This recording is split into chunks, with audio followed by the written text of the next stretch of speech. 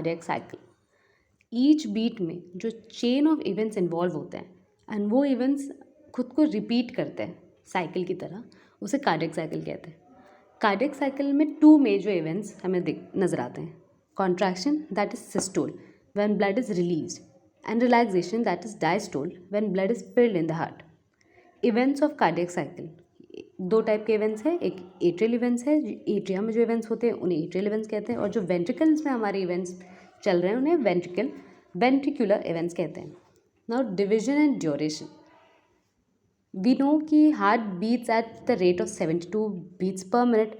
सो अगर 60 को 72 से डिवाइड किया जाए that is 0.8 second cardiac cycle का ड्यूरेशन हमें मिलता है। We will see two events, atrial events including systole which is of 0.11 second, approximately 0.1 second we can say, and diastole which is of 0.69 second, approximately 0.7 second we can say. Next is ventricular event which is again of systole that is 0.27 seconds and diastole that is 0.53 seconds which totals to 0.8 seconds. अब इन events के सब divisions है। Ventricular systole के सब divisions है isometric contraction that last for 0.05 second, ejection period that last for 0.22 second which totals to 0.27 seconds. Ventricular diastole जिसके divisions है protodiastole that last for 0.04 seconds, isometric relaxation 0.08 seconds, rapid filling 0.11 second, slow filling 0.19 seconds, last rapid filling 0.11 second which totals to of 0.53 seconds. Let's talk about atrial systole. इस phase में बहुत छोटा amount that is 10% of the blood ventricle में enter करता है and ये phase 0.11 second तक last करती है। It is also called last rapid filling phase. इसमें एट्रिया के बीच का प्रेशर, वेंट्रिकल के बीच का प्रेशर एंड वेंट्रिकल का वॉल्यूम तीनों इंक्रीज होते हैं। एट्रिया के कॉन्ट्रैक्ट होने से हमें फोर्थ साउंड सुनाई देती है। एट्रियल सिस्टोल के बाद आया एट्रियल डायस्टोल और साथ ही में हमारा वेंट्रिकल्स का भी कॉन्ट्रैक्शन शुरू हो चुका है। It last for about 0.7 seconds. अब वेंट्रिकुलर इवेंट्स की बात करें तो isometric contraction period, first phase of the ventricular systole that last for 0.05 seconds. इस फेज में मसल कॉन्ट्रैक्शन से टेंशन इंक्रीज होती है बट लेंथ में कोई चेंज ऑब्जर्व नहीं होती। बंद हो रहे हैं एंड वेंट्रिकल्स के सेमिनल वाल्व्स ऑलरेडी बंद है एंड एट्रियोवेंट्रिकुलर वाल्व्स के बंद होने से हमारी फर्स्ट हार्ट साउंड हमें सुनाई देती है।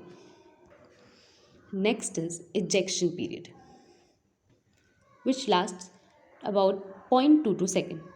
सेमिल्यूनर वाल्व्स खुल चुके हैं, ब्लड बाहर पंप हो चुका है। It is again of two stages, rapid blood तेज़ी से बाहर इजेक्ट हो रहा है and slow blood much lesser force से इजेक्ट हो रहा है। Now next is protodiastole, first stage of ventricular diastole.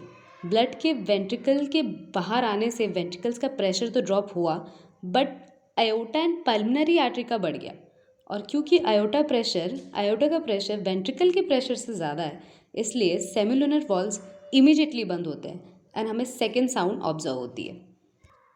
Next is isometric relaxation period which last 0.08 seconds, which last about 0.08 seconds. Muscles का टेंशन कम है, सारे वॉल्व्स बंद है, intraventricular pressure कम हो चुका है। Next is rapid filling phase. Atrioventricular valves के open होते ही 70% ऑफ द ब्लड वेंट्रिकल्स में रश करते हैं that causes production of third heart sound. Next is slow filling phase. Sudden rush के बाद about 20% of the filling is slow. Last rapid filling phase. After slow filling period the atria contract and push a small amount of blood into ventricles. About 10% of the ventricular filling takes place. हमारा next topic है cardiac output. Each minute आपके ventricle से जितना amount of blood pump होता है that is the amount of blood pumped from each ventricle per minute is cardiac output. Cardiac output is the function of heart rate and stroke volume. Stroke volume क्या होती है? Stroke volume यानी left ventricle के constrict होने पर जितना amount of blood pump होता है उसे स्ट्रोक वॉल्यूम कहते हैं। हार्ट रेट क्या होती है? हार्ट के बीट करने की स्पीड को हार्ट रेट कहते हैं। तो अब कार्डियक का आउटपुट निकलेगा कैसे? हार्ट रेट को जब हम स्ट्रोक वॉल्यूम से मल्टीप्लाई करेंगे तब आपका कार्डियक आउटपुट निकल जाएगा, दैट इज़ 5 to 6 लीटर्स पर मिनट, यानी 1 मिनट में 5 से 6 लीटर ऑब्वियसली फिल्टर होता है, जो हम जानते हैं। Physiological variations of cardiac output, जैसे हर बॉडी टाइप वेरी करती है, इसलिए कार्डियक आउटपुट भी वेरी करती है। फर्स्ट पॉइंट है एज। छोटे बच्चों में कार्डियक आउटपुट कम होता है। सेक्स, फीमेल्स में मेल से ज़्यादा कम होता है। अगर किसी ने बॉडी बिल्ड किया है तो उनकी जो कार्डियक आउटपुट होगी वो भी इंक्रीज़ करेगी। डायएनल वेरिएशन, सुबह सुबह अर्ली मॉर्निंग में कार्डियक आउटपुट आपका कम होता है और डे टाइम या जो बाकी का दिन बचता है उसमें कार्डियक आउटपुट आपका ज़्यादा होता है। एनवायरनमेंट के हिसाब से देखिए, अगर टेम्परेचर ज़्यादा है तो कार्डियक आउटपुट आपका ज़्यादा है। मील्स, सपोज़ आपने खाना खाया, खाना खाने के 1 घंटे बाद आपका कार्डियक आउटपुट आपको ज़्यादा नज़र आएगा। इमोशंस, कार्डियक आउटपुट ज़्यादा होगा, क्यों? क्योंकि कैटेकोल अमाइंस रिलीज़ होते हैं। अगर आप किसी हाई एल्टीट्यूड पे जाते हैं तो वहाँ पे आपका कार्डियक आउटपुट आपको बढ़ा हुआ नज़र आएगा, क्यों? वहाँ पे आपको एड्रेनलिन रिलीज़ हुआ नज़र आएगा।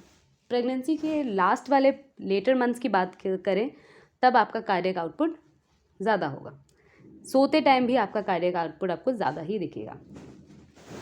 पैथोलॉजिकल वेरिएशंस, किसी डिजीज़ से बॉडी में जो ऑल्टरेशंस होते हैं उससे कार्डियक आउटपुट पे आपका क्या इफेक्ट होता है वो मैं देखते हैं।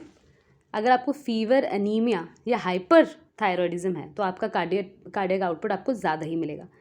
अगर हाइपोथायरॉयडिज्म, कंजेस्टिव हार्ट फेलियर यानी जब आपका ब्लड उस तरह से पंप ना हो रहा हो जैसे उसे होना चाहिए, उस टर्म को कंजेस्टिव हार्ट फेलियर कहते हैं।